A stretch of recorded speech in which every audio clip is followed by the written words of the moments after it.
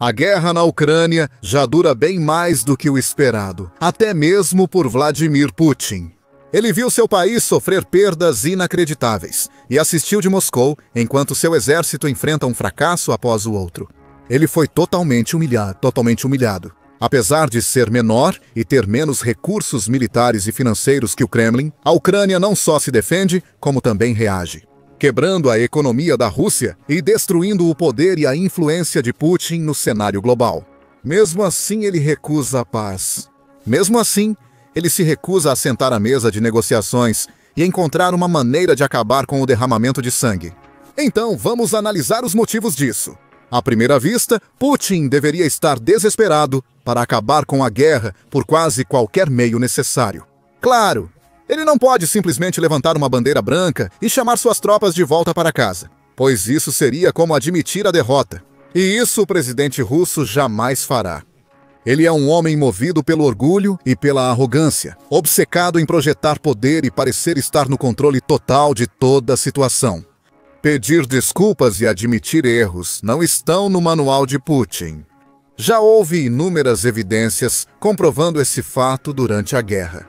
No verão de 2025, por exemplo, quando a Rússia ultrapassou o triste marco de mais de 1 milhão de baixas, Putin continuou desafiador, afirmando que tudo estava indo conforme o planejado e que nenhum soldado russo havia morrido em vão. No entanto, apesar de suas grandes proclamações e declarações arrogantes nos bastidores, Putin deveria ser capaz de ver o quão cara, desperdiçada e totalmente insustentável sua guerra se tornou. Ele deveria querer encerrar isso antes que o caos aumente e aceitar qualquer proposta de negociação apresentada. No entanto, repetidas vezes, quando lhe é dada a oportunidade de discutir acordos de paz e cessar-fogo, ele se recusa. Parece lógico, mas especialistas do mundo todo analisaram o comportamento de Putin e encontraram várias razões plausíveis por trás de suas decisões aparentemente irracionais. E na realidade, provavelmente não é apenas um único fator que está influenciando o comportamento de Putin, mas sim uma combinação de vários elementos significativos. Com isso em mente, aqui estão 4 razões pelas quais Putin se recusa a acabar com a guerra. Razão principal: conquista total. Nunca foi só sobre o Donbass desde o início da guerra. Putin explicou os supostos motivos por trás disso, afirmando que as forças russas estavam intervindo para proteger seu próprio povo nas regiões orientais da Ucrânia. Ele falou sobre os chamados nazistas ucranianos cometendo um genocídio nesses territórios, alegando que era missão do Kremlin desnazificar a nação. O objetivo desta operação é proteger pessoas que há 8 anos vêm enfrentando humilhação e genocídio perpetrados pelo regime de Kiev. Para isso, buscaremos desmilitarizar e desnazificar a Ucrânia, assim como levar a julgamento aqueles que cometeram inúmeros crimes sangrentos contra civis, incluindo cidadãos da Federação Russa. Putin identificou 4 regiões como alvos de sua operação militar especial: Donetsk, Luhansk, Zaporizhia e Kherson. Em setembro de 2022, ele anexou essas 4 regiões, nomeou líderes leais e declarou que fariam parte da Rússia para sempre. No entanto, as forças russas também invadiram outras regiões da Ucrânia, como Kiev, Kharkiv e Sumy. Eles também bombardearam todo o território com drones e mísseis em inúmeras ocasiões, supostamente atacando cidades e matando civis. Em regiões sem ligação com as acusações de nazismo e genocídio feitas por Putin no leste, sua retórica também mudou com o tempo. Após inicialmente focar exclusivamente nas regiões mencionadas, em seus discursos e declarações, ele começou lenta, mas seguramente a insinuar que tinha ambições muito maiores em mente, como a conquista total da própria Ucrânia. A prova mais clara foi no Fórum Econômico Internacional de São Petersburgo, em 20 de junho de 2025, quando Putin fez o anúncio no palco. Já afirmei várias vezes que vejo russos e ucranianos como um só povo. Nesse sentido, toda a Ucrânia é nossa. Muitos especialistas já suspeitavam que Putin planejava secretamente estender sua influência muito além da região de Donbass, e a declaração confirmou seus temores. Putin também mencionou a criação de zonas de proteção em toda a fronteira, e claramente não gostaria de nada mais do que ver a Ucrânia se tornar uma espécie de segunda Bielorrússia, um país que pode ter seu próprio título oficial e nacionalidade no papel. Mas na prática, não passa de uma extensão da Federação Russa, outro oblast ou região russa, exceto pelo nome. Isso é exatamente o que Guillaume Duval, conselheiro do Instituto Jacques Delaware, um importante think tank europeu, afirmou em um artigo intitulado "Por que Putin não quer paz na Ucrânia?". Duval observou primeiro que as regiões de Donbass, na verdade, têm pouco valor para Putin, em termos de recursos econômicos, especialmente agora que foram devastadas pela guerra por anos a fio. Vladimir Putin demonstra pouco interesse real nas regiões de Donbass e Luhansk. Esses territórios agora estão devastados, com sua infraestrutura reduzida a ruínas, como evidenciado pela atual escassez aguda de água potável. A economia era baseada na mineração de carvão e indústrias pesadas já obsoletas. Isso terá pouco impacto no futuro econômico da Rússia. O especialista então explicou os reais objetivos de Putin. A continuidade territorial com a Crimeia e o controle total sobre o Mar de Azov representam ganhos significativos para o imperialismo russo. No entanto, essas conquistas continuam sendo secundárias em relação ao principal objetivo de guerra de Vladimir Putin: obter o controle total sobre a Ucrânia, transformando-a em outra Bielorrússia, reintegrando-a totalmente à esfera de influência da Rússia, sem necessariamente exigir uma ocupação militar completa.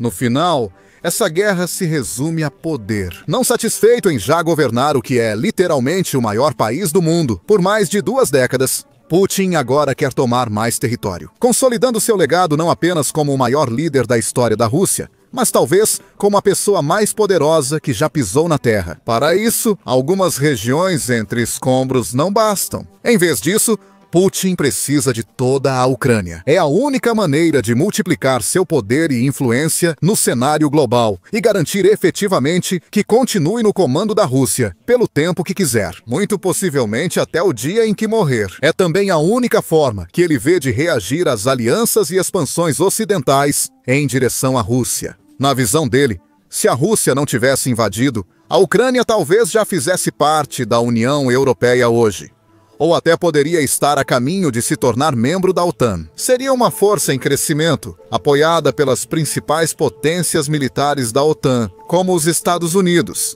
e com benefícios dos laços mais próximos com o Ocidente. Isso não é algo que Putin queira perto de seu país, pois pode ameaçar seu regime autocrático. Invadir a Ucrânia era, teoricamente, uma vitória dupla para a Rússia. Isso ampliou a enorme esfera de influência do país, ao mesmo tempo em que atrasou e atrapalhou os planos da Europa e da OTAN. Como Putin ainda está longe de conquistar a Ucrânia, ele não vai desistir agora. Enquanto ele acreditar que suas forças estão tendo algum tipo de avanço em terra, ele vai persistir. Isso nos leva ao próximo ponto.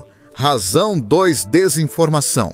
Putin mantém o controle do poder principalmente pelo controle da informação. Ele trabalha em estreita colaboração com o Serviço Federal de Segurança, o Serviço Federal de Segurança, sucessor moderno da KGB da era soviética, e se esforça para estar informado e atualizado sobre tudo o que importa, recebendo relatórios, atualizações e instruções regulares de seus vários comandantes e generais desde o início da guerra. Há apenas um problema: Putin é um ditador. Ele é alguém que repetidamente desafiou as leis constitucionais sobre as quais a Federação Russa foi formada, para permanecer no poder por mais tempo do que qualquer outro líder. Ele desmontou e reconstruiu os sistemas legais e políticos da Rússia para seus interesses, manipulou eleições, reprimiu a mídia, eliminou a oposição e violou direitos humanos diversas vezes. Pessoas que se opõem, desafiam ou até mesmo decepcionam Putin podem acabar presas, encarceradas ou, em alguns casos, mortas, incluindo políticos de oposição de destaque como Boris Nemtsov e Alexei Navalny. Até membros do governo Putin, como o ex-ministro Roman Starovoy, foram encontrados mortos horas após serem dispensados por Putin em julho de 2025. Isso acontece frequentemente demais para ser coincidência. O líder russo ressuscitou a era dos expurgos ao estilo de Stalin, criando uma cultura em que ninguém está realmente seguro. Não importa o cargo, o status ou o nível de lealdade. Até elites ricas e oficiais do exército russo, que dedicaram a vida à pátria, acabam à mercê dos humores e caprichos de Putin. Em uma cultura assim, Uma cultura tão movida pelo medo e pela intimidação. Até mesmo os indivíduos mais corajosos entram em modo de autopreservação e farão o que for necessário para se proteger. E se isso inclui distorcer a verdade ou exagerar para contar ao Putin o que ele quer ouvir, então que seja assim. Mesmo que o mundo saiba como a guerra vai mal para a Rússia, quantos soldados foram mortos ou mutilados e quão pequenas são suas conquistas em terra. Putin pode realmente estar alheio a esses fatos. Por quê? Porque as pessoas em quem ele confia para dizer como a guerra está indo, preferem dizer que está tudo bem. A poderosa máquina de guerra russa avança com grandes vitórias em todas as frentes. Se eles contarem a ele o que realmente está acontecendo, correm o risco de deixá-lo irritado e depois ele pode descontar essa raiva neles, seja removendo-os de seus cargos ou coisa pior. Como observa Duval, em regimes autocráticos como o de Putin, fornecer avaliações honestas aos líderes muitas vezes se mostra perigoso para aqueles que têm coragem de tentar. Apesar dos sérios reveses militares que seus exércitos sofreram ao longo de 3 anos exaustivos, com centenas de milhares de soldados mortos e mutilados, milhares de tanques destruídos, Putin segue bajulado por cortesãos e desinformado por relatórios enganosos de seus generais. Há muitas evidências para comprovar isso. Diversos vídeos de reuniões, por exemplo, mostram o chefe do exército russo, general Valery Gerasimov, contando a Putin sobre grandes vitórias no campo de batalha na Ucrânia, inventando estatísticas sem base na realidade. No final de outubro de 2025, por exemplo, Gerasimov disse descaradamente a Putin que as forças russas haviam tomado mais de 70% da cidade de Vovchansk, na região de Kharkiv. Diversas fontes, como o Instituto para o Estudo da Guerra, logo desacreditaram essas alegações. Em um resumo das últimas notícias das linhas de frente, o Instituto para o Estudo da Guerra escreveu: o Instituto para o Estudo da Guerra não observou evidências que apoiem as afirmações de Gerasimov. O Instituto para o Estudo da Guerra avaliou, com base em evidências, que as forças russas controlam cerca de 23% de Vovchansk. O Instituto também observou que até mesmo blogueiros militares russos experientes estavam denunciando a desinformação de Gerasimov. Mas o ponto principal aqui não é sobre fatos e realidade, é sobre no que Putin acredita. E se Putin é repetidamente informado por aqueles que comandam sua guerra que tudo está indo bem, então por que ele veria algum motivo para acabar com ela? Como Duval observa, esses relatórios militares subestimam consistentemente as perdas russas, enquanto exageram os sucessos na mesma medida. Vladimir Putin provavelmente ainda acredita que as forças russas estão perto de uma vitória decisiva e que a resistência ucraniana logo colapsará se ele mantiver a pressão. Por meio de seus discursos e declarações, Putin frequentemente transmite a ideia de que o resto do mundo está louco. Eles vivem em outra realidade e se recusam a aceitar as vitórias da Rússia. Na realidade, tudo isso pode ser simplesmente porque ele mesmo está sendo mal informado por aqueles em quem escolheu confiar. E é tudo culpa dele. As pessoas próximas a Putin temem contar a verdade, pois sabem que ele pode reagir de forma infantil e puni-las, em vez de admitir que tomou uma decisão ruim. Como Duval explica, essa mesma ideia também se aplica à economia. O mesmo ocorre com as avaliações da economia russa, que líderes tecnocratas tentam ocultar de Putin. O grau de decadência estrutural e o impacto crescente das sanções ocidentais. Esse ecossistema de informação leva Putin a acreditar que sua posição é bem mais forte do que realmente é.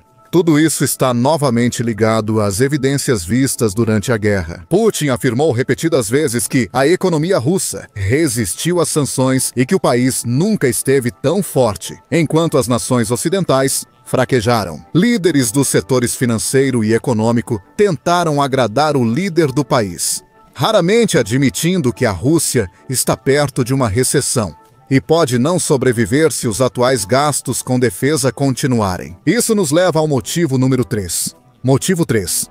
A jogada de Putin. Se a guerra entre Rússia e Ucrânia fosse um jogo de pôquer, Putin sem dúvida teria apostado tudo. Ele colocou tudo o que tem nesse conflito, comprometendo centenas de bilhões de dólares com a causa. A indústria de defesa agora é a maior da Rússia. E enquanto outros setores sofreram, como agricultura, mineração e manufatura, Aqueles que estão no ramo de bombas, drones e sistemas de armas nunca foram tão bem sucedidos. Nos próximos anos, a Rússia deve gastar cerca de 40% do seu orçamento federal apenas em defesa nacional e aplicação da lei. E em um buraco tão fundo, é muito difícil sair cavando. Em outras palavras, o Kremlin está tão envolvido na guerra neste momento que provavelmente não pode se dar ao luxo de encerrá-la. Uma recessão é quase inevitável. Mas a Rússia pode adiá-la por enquanto, mantendo o conflito em andamento. Como muitos empregos e dinheiro dependem do complexo militar industrial, se a guerra acabasse, ele perderia grande importância rapidamente. Setores que encolheram desde o início da guerra recuperariam sua relevância, e todas as crises graves e potenciais da Rússia seriam expostas em sua totalidade. Isso, por sua vez, poderia muito realisticamente significar o fim do regime de Putin. As consequências econômicas e sociais seriam incalculáveis. A guerra, de fato, encobriu tantos problemas. Os altos salários e bônus de assinatura pagos aos soldados e suas famílias, por exemplo, permitiram que pessoas em regiões empobrecidas continuassem com suas vidas. Eles notaram os preços subindo e tiveram mais dificuldade para pagar itens essenciais, mas não sofreram totalmente com a grave deterioração da economia russa e da infraestrutura civil. Se e quando a guerra acabar, a proteção de Putin acaba junto. Russos de todo o país acordarão para um novo capítulo miserável na conturbada história nacional. Não é só uma questão de problemas econômicos também. Socialmente, a Rússia pode ser dilacerada quando a guerra terminar. Pense, por exemplo, nos milhares de veteranos desmobilizados que retornam para casa, muitos sofrendo os efeitos negativos da guerra, sofrendo de transtorno de estresse pós-traumático e outras graves condições mentais comuns a quem presenciou os horrores da guerra. Muitos recorreriam a drogas e álcool para lidar com isso. Muitos dos soldados da Rússia também teriam sido diagnosticados com doenças crônicas graves, incluindo vírus da imunodeficiência humana e hepatite. O retorno deles para casa vai colocar uma pressão imensa sobre o sistema de saúde da Rússia. E depois de sofrerem tanto, muitos nunca conseguirão se reintegrar à sociedade, podendo se tornar abusivos, violentos e até piores. Poucos poderiam contribuir significativamente para a economia ou solucionar a escassez de mão de obra do país. Em vez disso, eles só aumentariam o fardo do Kremlin. Motivo 4. A China não permitirá isso. Com o Ocidente cortando laços e impondo sanções à Rússia, o Kremlin fortaleceu relações com o Oriente, principalmente China e Índia, que se tornaram os maiores compradores de petróleo e recursos russos. A Rússia também importa quantidades crescentes de suprimentos vitais desses países, especialmente da China. E à medida que a Rússia se torna mais dependente do país asiático, Putin está sob pressão crescente para, essencialmente, ceder às exigências de seu líder, Xi Jinping. Segundo Duval, com esse conflito, a Rússia passou a depender fortemente da China para suprimentos essenciais e para vender gás e petróleo. Enfraquecida pela guerra prolongada, a Rússia pode se tornar um estado vassalo de Pequim, apesar do arsenal nuclear e das ambições imperiais de seu presidente. Seguindo essa lógica, é fácil entender por que Putin pode sentir mais pressão para manter a guerra, já que ela traz vários benefícios para a China. Para começar, qualquer tipo de grande guerra na Europa distrai o mundo das expansões da China na Ásia, e pode até abrir uma oportunidade para o país invadir e tomar Taiwan, que tem sido uma das maiores ambições de Xi Jinping há algum tempo. A guerra consome recursos da OTAN, pois Estados Unidos e outros países enviam fundos e armas para a Ucrânia, reduzindo os recursos disponíveis para aliados no Indo-Pacífico. Além disso, esse conflito deu à China a oportunidade de fortalecer seus laços com a Rússia, explorando a posição de fraqueza de Putin para impulsionar sua própria economia e perspectivas futuras. Em resumo, a guerra está sendo vantajosa para os chineses de várias maneiras e deve continuar assim enquanto o conflito persistir. Por isso, Xi não vai querer ver esse conflito chegar ao fim. Ele, especialmente, não vai querer que Putin aceite qualquer tipo de acordo de paz, negociado ou intermediado pelo presidente dos Estados Unidos, Donald Trump. Se Donald Trump pudesse dizer que terminou a guerra ou teve papel relevante nisso, isso fortaleceria enormemente a posição dele e dos Estados Unidos no cenário global, além de reconstruir as pontes entre Putin e o mundo ocidental. Nesse processo, a China não pode permitir isso. Então, Mesmo que Pequim possa ter feito declarações no passado sobre querer ver o fim da guerra, pode ter sentimentos bem diferentes nos bastidores. Todos esses motivos juntos significam que Putin ainda tem mais do que motivação suficiente para continuar a guerra. Ao mesmo tempo, garante que qualquer tentativa de paz provavelmente fracassará. A única forma de encerrar essa guerra pode ser uma derrota militar decisiva e sanções cada vez mais duras contra a Rússia, até se tornarem insuportáveis ao Kremlin. Enquanto isso, o país continuará desmoronando e Putin continuará tentando esconder as rachaduras. Agora, saiba mais sobre como a Rússia está desmoronando em nossa análise detalhada em vídeo. Explorando como o país está. Segundo o secretário-geral da OTAN, Mark Rutte, faltam dinheiro, tropas e ideias. Ou confira este vídeo para ver de perto como as forças ucranianas estão usando sabotagem, operações secretas e inteligência para minar a Rússia por dentro.